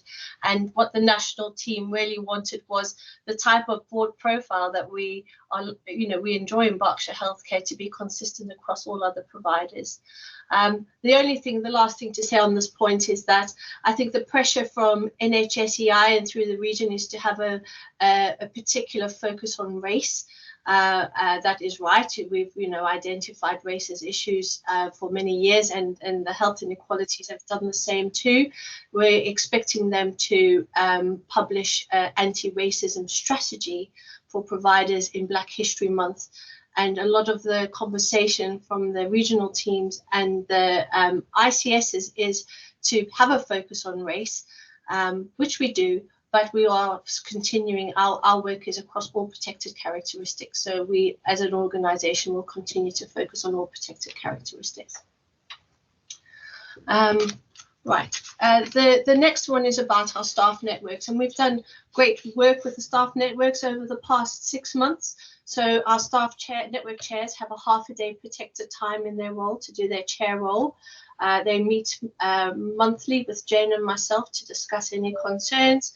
They've really been actively involved in reviewing staff policies, HR policies, co-producing the 6 actions that we've put through. So they've been a phenomenal support in the work and helping us to deliver the work that we're doing. The national team have been providing support and action learning sets for the network chairs, particularly for the disabled and the BAME networks. And we have had support through Stonewall for our LGBT network, because the work through NHS-ENI is really only focused on disability and the BAME networks. Our Ready for Change programme is the rollout is in progress, and we are currently focusing on Prospect Park Hospital. We are delivering sessions there every month up to December with the objective, and we've recently just checked in with Prospect Park. We anticipate that by the time we finish with them in December, we would have done all their band 6s and above and some of the band 5s as well through that program. Working with Jane and Alex to put together a wider rollout plan, which will come to DSG and we'll be able to share with yourselves. But the rollout plan is still very much focusing on the trust leaders and managers who are the custodians of the culture in Berkshire Healthcare. For our patients, we have 6 priorities. So we've done a lot of work over the last 6 months embedding reasonable adjustments. Oh, sorry, the reasonable adjustments is staff, and I must fill you in on that. So we had a policy that was published during COVID and got a bit lost. So over the last 6 months, we've done a huge amount of work with the HR business partners, running drop-in sessions for staff. We've published a easy-to-use guide for staff and managers about what reasonable adjustments are and how to support staff with reasonable adjustments.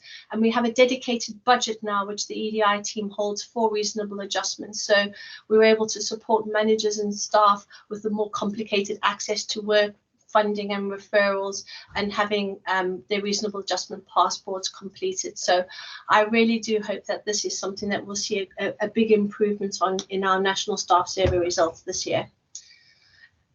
The counterpart of that for patients is around accessible information. So it's about making sure that information we share with patients is accessible to them, patients with disabilities, particularly hearing and visual impairments. We did a survey almost 2 years ago now about where we were in our compliance with this, and over the next 6 months we're going to start the work with teams to make sure that they are all consistently compliant. So the first thing that we're doing is purchasing what we call grab bags, where all teams can have access to a whiteboard and a marker pen if they need to write something down, knowing where the hearing loops are. So we'll be going across to the services and working with the teams to make sure they all understand what the requirement is, recording people's communication needs in Rio and having the grab bags and being able to use them confidently. We are in progress with the demographic work, so we have done some work to understand best practice with the demographic categories for the protected characteristics, and we've had that agreed now, and we have had conversations with our partners in BOB, so particularly Oxford Health and Oxford University, who have agreed that they will use the same categories as well. And our next piece of work is to ensure that those the Rio and electronic records are updated with those categories, and then working with clinical teams so that they can confidently and more consistently capture this information about patients. So we've already had the mandate about capturing ethnicity, but we need to really capture all protected characteristics of our patients to have accurate data to monitor health inequalities and track any improvements or areas that need some focus on the health inequalities work. We are almost finished mapping our equality delivery system. So I think when I came to you in February, Martin was asking about having some more transparency on the website about where we were with some of this work, and the EDS is just that. So we've mapped where we are. It includes some work with patients and workforce, but much the same as Stonewall. It's looking for consistency across the organisation. So again, we'll bring those results to DSG in the coming months to see and agree where the area of focus needs to be but linking it all back into the work that we're doing through the EDI strategy. Again, that's another piece of work that will just continue with the priorities that we've identified. Our LGBT engagement is on track and really will come to an end in the work that we're doing in October. So we recently had Reading Pride, and it was a phenomenally successful event. And thank you to Julian and David, who were both there on the day. Alex was very reluctantly unable to join us, but we had a lot of comms going out, and it was really lovely to see in the Reading Chronicle. The photographs that they captured of the day really showed a great presence from us, and we were there partnering with Royal Berkshire Hospital for the first time. We had a combined space. Our Stonewall submission will be going in October. We're in the final stages of gathering the evidence for that, and that's all going to plan. We started some work with patients on strengths-based recruitment. So we've been working with Liz Chapman, who's leading on some work about advancing roles in services for people with lived experience. So we've supporting her with looking at job descriptions and how we can recruit and onboard people with lived experience into the workforce, and also progressing with supported internships. So that is working with the Department of Education, bringing in young people with disabilities into employment in the organisation. At the moment, we think we look like we've identified about 6 roles for that. And we continue with our trans patient pathway work. The big focus of that at the moment is making sure that we have the right processes in place for recording gender identity for trans patients and gender fluid patients that are using our services. We're seeing a significant number of these patients in our CAM services, and clinicians are really struggling to understand how to best and safely record these individuals' medical interventions in the electronic records, but also just in interacting and communicating with them. So I know you have a session later on today with Rose, and we've also purchased some training from Dr. Jamie Willow, who works in Brighton, and they do a lot of training in the CAM service, and they're starting this Friday, we'll be doing some education session for the clinicians. Natalie, thanks. We're going to take us through the yes. WDES and the WRES. Just pick out the key points, because we've read through the papers. Would that be all right? Absolutely fine. So I hope for this year that you can see the different approach that we've taken with these 2 papers. We really are trying to get to a place of transparency and monitoring and mapping progress. So although it's a requirement in reporting of these papers to show as green and red 1 year compared to the next, we've really put the data out over the years so that you could see the journey we've had over the years of reporting, and that for some areas, and my example is the workforce for bands 8B, where we've had to report it as green because we've improved from last year. Having 8% BAME workforce in that pay band is really far below where we should be, given that our BAME workforce has increased this year to 26%. This is the WDES. Yeah, sorry, WRES. Yes. WRES. Just to help colleagues to make sure we're on sort of page 196. Is that right, thereabouts? I think so. Sorry, I'm not keeping an eye on the papers. I'm just rambling away. Sorry. I just picked one of them, which is page 196. Yeah, that's correct. Yeah. So you talk about the colour coding there of the changes. That's right. So although the color coding really just reflects whether we've improved or regressed from last year, but it's not actually an indication that we are where we need to be. So in the narrative below all of the tables, we've made it very clear of where we still have gaps between our BAME and white staff for the RES and our disabled and non-disabled staff for the WDES. Our focus, as laid out in the strategy, is to eliminate those gaps in experience and make sure that everybody has the same good experience in the organisation. And these 2 papers have been written with that approach. That's fine. Thank you very much. I'm happy to take some questions, Natalie. Right? Absolutely. Open for questions from colleagues. I mean, this is I think this is I feel a sort of energy building, as it were, in this, that, we're beginning to sort of get the thing moving, which is great.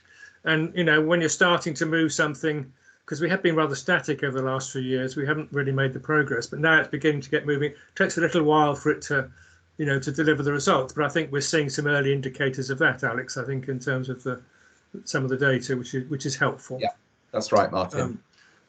So I think we probably want to give you all encouragement and to make sure that we as members of the board play our part. If there are things we can be doing, I know Julian's very active in this and Alex, but if there are things we can all do, I think we'd be pleased to receive that. So don't be shy, Natalie. Thank you. the support of board is really well acknowledged and recognised in the team and the organisation. So thank you. Thank you. Any questions from colleagues? No? Julian. Yeah, just to say a couple of things. I think the papers, if you read them as a whole, I think you get a sense that it's more cohesive, the agenda now, in terms of how we've organised ourselves. I know the plumbing and wiring is just that, but if you haven't got yourself well organised, then it's quite hard to execute a complex issue. So it does feel that we've sort of got ourselves better aligned, and that was nice to read, and it comes through in the papers. And we've got a way to go, haven't we? But you can see that the process is starting to make some improvements. So whilst we've got a way to go, we should feel encouraged that if we carry on working this way, we can continue to sort of hit some of those targets that we've got. So for me, it feels like we've got a good way of organising ourselves, clarity about where we are. We know what we're after, and we have seen some progress, albeit in some circumstances, small, but it is nevertheless positive. And just viewing what other trusts are doing, because sometimes you can get a bit insular around this. I do feel that we've got a good set and a good programme of work, and whilst we can learn from others, it does feel like our overall commitment to this work is strong and good. So I am encouraged, and I just think we need to carry on and make sure that if we are consistent around this, we'll continue to see sort of improvement in 12 months' time.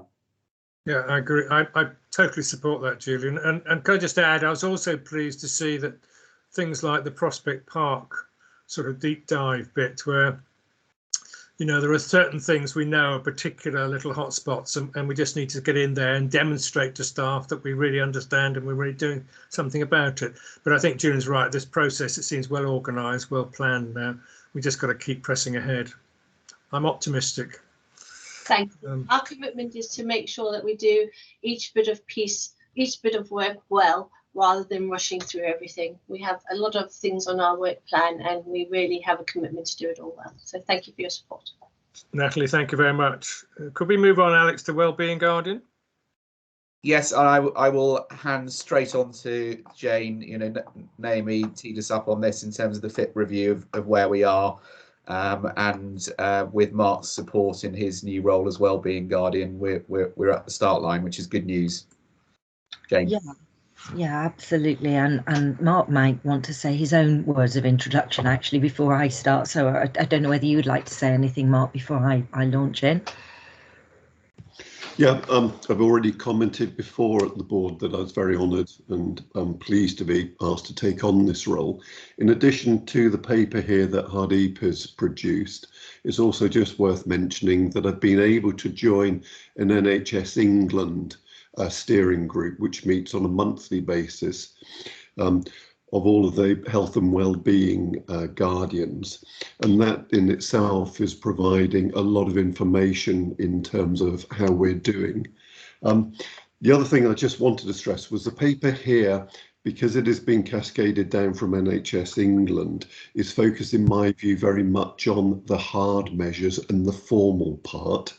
And the aspect that I continue to push is that it is as much about the informal and the culture of the organisation as it is the formal. And I don't want us to be just simply ticking the boxes to comply with NHS England's requirements, but also to say, is this truly embedded? And I think that if we just cast our minds back to the start of the meeting today, when we listened to the presentation that was being given to us, that for me was a great example of where it wasn't just the letter of health and well-being that was being followed by the trust, but the real spirit and intent of what is being put forward here.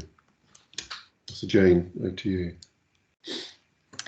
Yeah, well, first of all, we are deeply grateful that Mark has taken on the role of the Wellbeing Guardian, and I have to say it's super to be able to have that level of support and interest from Mark. So, big thank you from us.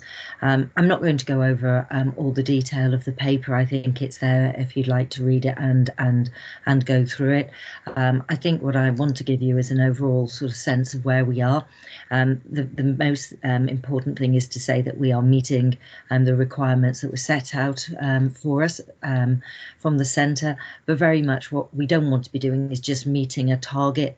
This is something we really want to ingrain into the DNA of the organisation, and we want this to be a way of working.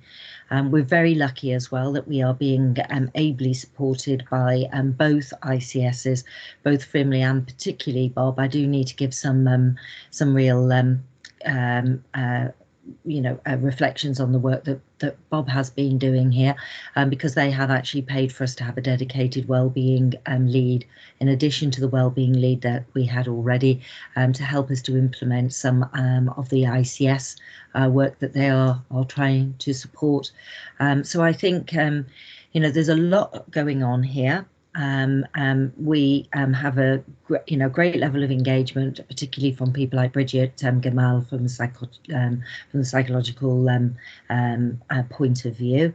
And really over to you if you've got any further questions about what we are doing, or you would like to know a little bit more about our plans, or have any thoughts or suggestions that you would like to add.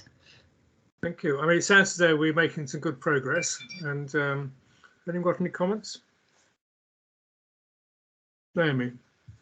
Yeah, just quickly, Jane, and this is actually a kind of follow on almost from the the granular conversation we had at FIT, which I thank you for.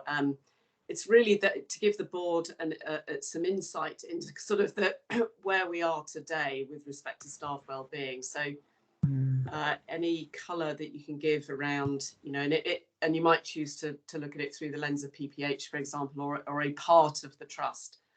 On a scale of 1 to 10, for example, it's really important.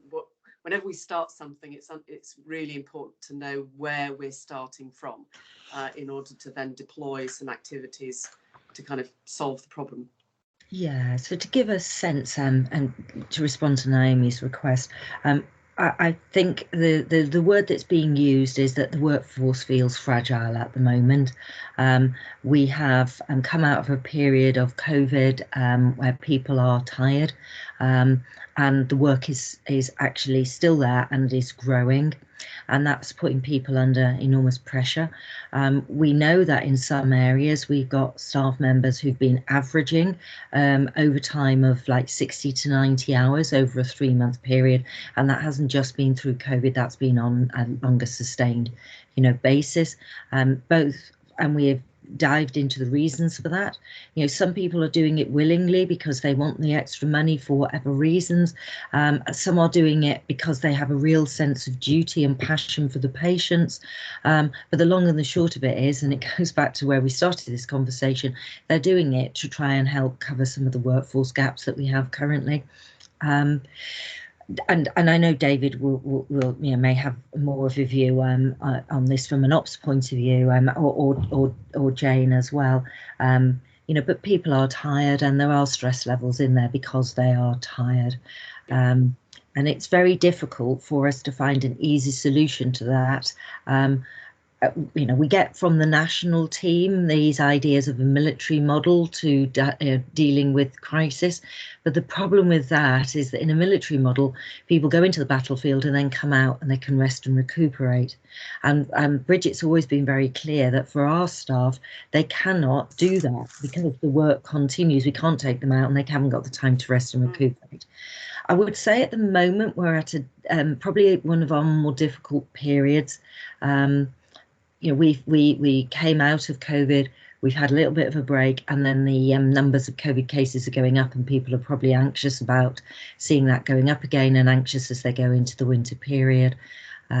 So we've just got to constantly monitor where we are with this and keep looking at it. For the first month, actually this month, our sickness rates have increased slightly. And of course, the biggest cause of sickness is always, 30% of our sickness is always related to stress and anxiety. And again, we're doing some specific work to try and understand how much of that is work related and how much is that personal, because again, some people are bringing anxieties into the workplace that are long seated or related to things that have been happening maybe through COVID or through their personal lives. So we can only help them cope with that, but we can't take away those sort of pressures. But where they are workforce pressures or work-based pressures, then we want to understand how we can deal with that better. Thank you, Jane. Thank you very much. If there's nothing else, can we move on to audit committee? Strategy implementation plan. I think Mahmouda has her hand up. I'm sorry, Mahmouda, I missed it. Sorry, I'm having problems with my video this morning. Sorry. I just wanted to check in with you, Jane. I mean, it's a fantastic principle of well-being, and I'm sure a lot of other organisations could benefit from such a strategy. I'm just wondering how, because I note it's been in place since last year, July 2020, I think, and I'm just wondering about how effective, how accessible it has been, how people are using it, and where we can access those figures. That's a great question. So Mahmouda, for the first time this year, we've got quarterly staff surveys, and one of the questions in there will be about well-being. So we should get a sense. That quarterly staff survey, the results are just being compiled for us at the moment. So we should be getting sight of those very soon, and that will give us a sense. Anecdotally, people are all aware of the wellbeing offer. Whether they actually have the time to take up the wellbeing offer is actually the issue that we're getting. But we've, when we talk about wellbeing, it isn't just about wellbeing assessments. It's about the whole wraparound that we're trying to give in terms of recognising people, and they are aware of it. The offer is open to everybody. We could do more perhaps to raise the profile of that, particularly in some of our frontline services that don't have easy access to this sort of medium and some of the electronic medium. And again, the comms team are working very much on a whole comms policy about how do we get, or a whole comms strategy about how we get into those groups. And of course, we'll use that strategy and that approach to really highlight some of the wellbeing offers that we have. Okay, you happy with that, Mahmouda? Okay, can we move on to 9.5 strategy implementation plan report? I think, Alex, the only thing I picked up from this was the NHS property services transfers, particular things. Is that fair? We're going to consider that in detail in committee, and yes, that's the red rated, but just in terms of the number of moving parts that the team are managing around the transfer of that service. Otherwise, the reports for noting in terms of its development, we're going to be reviewing the system initiatives that go alongside much of this internal strategic initiative work. There is some system work in this paper, but there's a sense we again need to continue our prioritisation through our strategic project filter in terms of overburdening risk, and system initiatives have the potential to do that, and hence we'll be reviewing that as we go forward as part of the strategy. Okay, any questions? No, we'll have a chance later on to talk in detail. Council, Audit Committee, Chris? Yes, thank you, Martin. So just sort of a gentle recap of the issues that of greatest significance that came out of it. Firstly, just to say thanks to Jane, who attended. She thought she was attending as an observer, and I soon roped her into being a contributor, and she had a lot to contribute to the last meeting. So thank you to Jane for daring to come. First thing to say is that our new external audit firm, EY, we just about got the sort of contractual side through in time for them to be able to attend their first meeting. And whilst it was virtual, Maria Grindley attended, and subsequent conversations I've had with her suggest that she was very significantly assured by the sorts of agenda that we have, and the way that, should we say, we openly discuss things, and how we are as a board used BAF, corporate risk registers, as an integral part of the way that we do business. So that's a good start with a new external partner.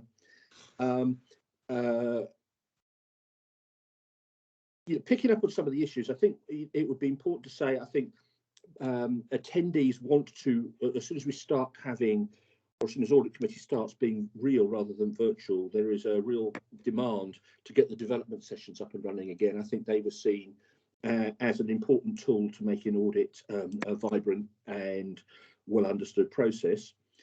I'll let Minu comment if he chooses to, but one of the, I suppose, the 3 or 4 items that I would pick up was we had a significant discussion at the meeting around the, so if you like, perfect storm of reduced supply and increased demand for consultant workforce at PPH. I don't know, Minu, if you want to do an update or perhaps talk about it later.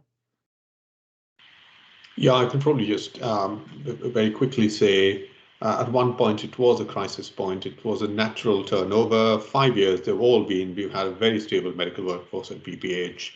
The doctors haven't left the trust. 3 out of 4 have moved to other positions within the trust. It's just their preference not to work in inpatients anymore. One has gone to work nearer her home address. So we are in this tricky position. It's an onerous job, a large number of beds for one consultant to cover, a high number of detentions. It's not a job which many would want to work very long term.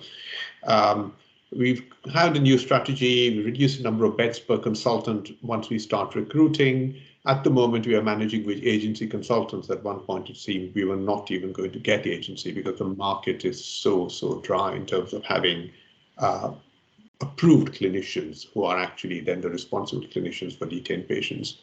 There are extremely few of these available nationally.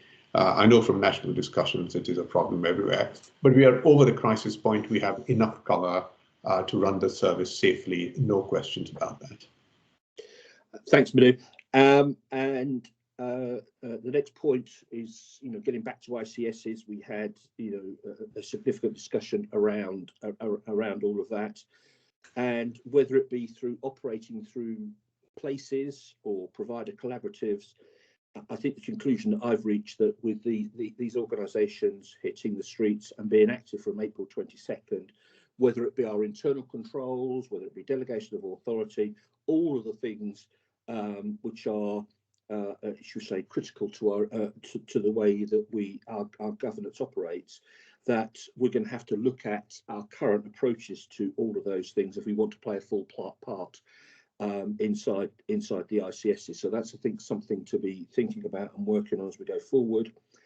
And the last thing to highlight to the board is around single tender waivers. We always have them. They're usually small, in maybe up to the tens of thousands, and they almost always relate to situations where there really isn't alternative supply option, or the need to do something in the very short term because we want to go out to a different tender and we need to, get the timescales and continuity of supply, and in very exceptional circumstances where the circumstances are such that doing something quick, urgent is mission critical, and therefore some things have to be, should we say, we have to take a pragmatic view on the process that we adopt.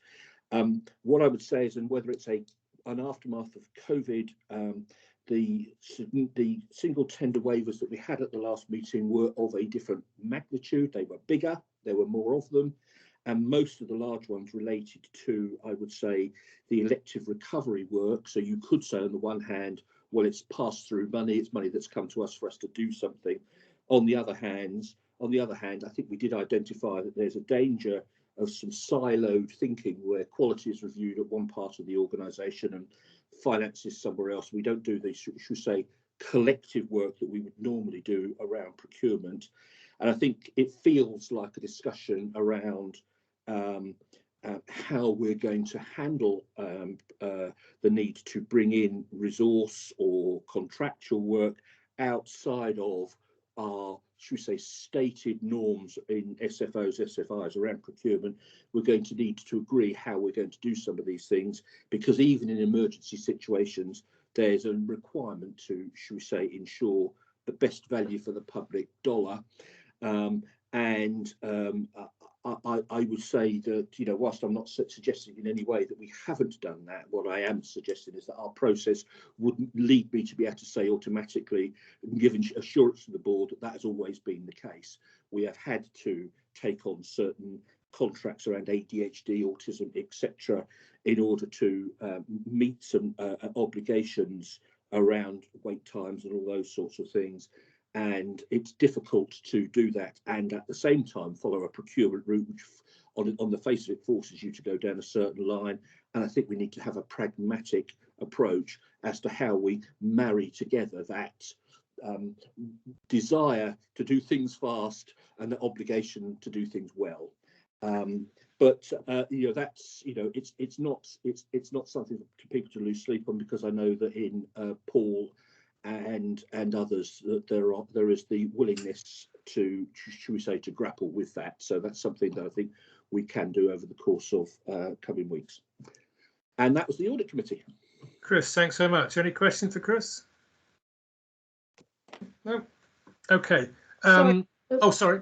Yeah, can I just, it was not a question, it's just an acknowledgement that that was Chris's last audit committee meeting, and we had the appropriate thanks to Chris as chair of the audit committee. Thank you very much, Famuda. I wasn't going to bring that up, but yes, the humiliation was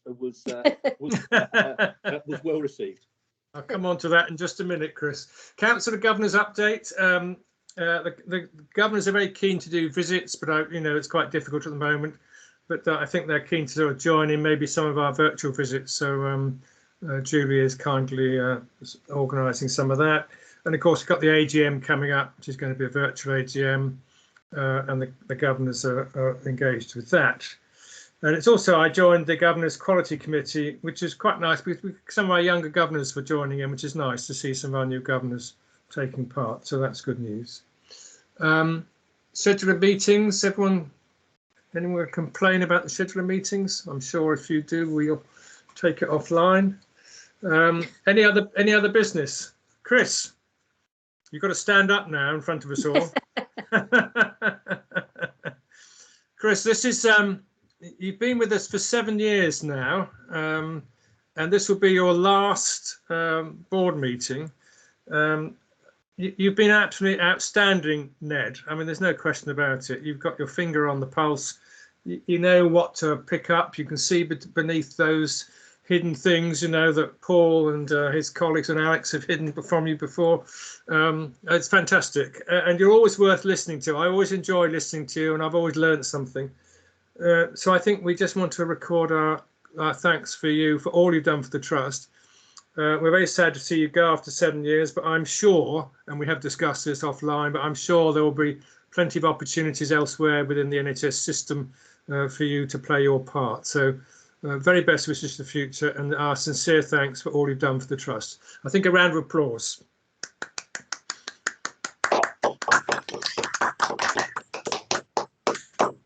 Well, that's quite enough of speech. That's quite enough of all that. Well, thank you for those kind words. I really have truly loved working with all of you for any number of reasons. You're an immensely competent group of people, and I don't think you always realise quite how competent you all are, and you're also personally nice with it, and that's just so irritating. I can pull off one sometimes, the other sometimes, and I can rarely pull off both at the same time. You know, I am not quite. I am having one or two conversations with outside people. I don't quite know what I'm going to. I did turn something down yesterday because when I realised exactly what it entailed, I realised it would absolutely drive me bonkers. Why on earth did I think that I wanted to be a non-exec director for the Office of Road and Rail Regulation, where my job really was to make sure that the Elizabeth line ran, you know, project ran. Oh, for goodness sakes, could I give a, you know? I just realised it just didn't have the same pull on me that perhaps one or two other things have. I hope you don't mind, and I hope if over the 7 years I've upset anyone, then that was my Watford Council House upbringing coming through, and I never really meant it. It was just, it is just my way, and I was only ever trying to, get at the truth of the matter. And I also hope you don't mind that I have swerved the night out option in favour of coming into one of your board lunches for the formal goodbyes and all those sorts of things, and to say goodbye formally. It's just my preference, and I'll look forward to seeing you all and reading all about your continued successes over time. But thank you very much, Chris. Thank you very much indeed. Good. And on a final work thing, can I just say I had my last opportunity yesterday at the governance section for Frimley to poke around the East Berkshire fund, and I did get some assurance they do now. This is the 30 million that's become 28 million because some of it's been spent somewhere else in the system. Whilst it seems that as a result of Frimley inheriting the fund from in effect from us and Wexham, it's now become rather more of a whole Frimley community fund. The expression of, we do acknowledge that most of it needs spending in East Berkshire was made. They don't believe they've lost the money. They do believe that they're actually working on it. And I did point out to them that just because they don't have a chair and a chief executive yet, that doesn't mean to say they can't do any work on, should we say, starting the conversations between primary care and community providers to work out exactly what it is that they need in each of these refurbished centres. So, Mahmouda, you are my conscience going forward as an East Berkshire representative to make sure that money never goes to money heaven, and certainly never goes anywhere near West Berkshire or Buckinghamshire or anywhere that's currently got facilities that we would cry for. So, Mahmouda, it's all down to you, mate. Oh, great. Chris, thanks very much, and your enthusiasm shines through. So we'll do our best to keep up to your standards and fight for the trust. Well, excellent. Well, thanks so much for that. We'll be joining you later, Chris, for the in-committee session. Could I suggest we have a little bit of a break? Could I suggest we start at